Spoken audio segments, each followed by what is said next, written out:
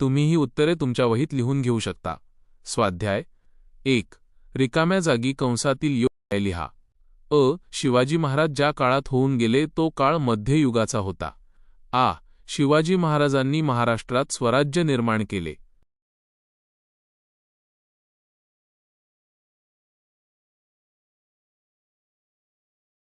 2. गट व ब गट यांच्या जोड्या लावा. विजयनगरचा सम्राट. 3. कृष्णदेवराय.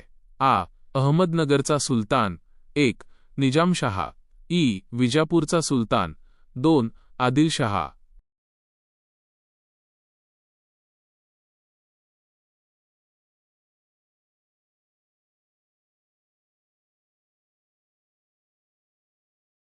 तीन.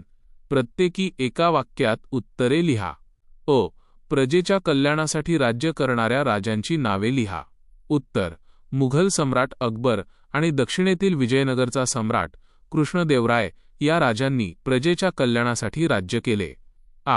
शिवाजी महाराजांनी कोणते कार्य हाती घेतले? उत्तर: शिवाजी महाराजांनी महाराष्ट्रात स्वराज्य निर्माण करण्याचे पवित्र कार्य हाती घेतले. शिवाजी महाराजांनी कोणाशी झुंज दिली? उत्तर: रयतेवर अन्याय करणाऱ्या जुलमी सत्तांशी शिवाजी महाराजांनी झुंज दिली.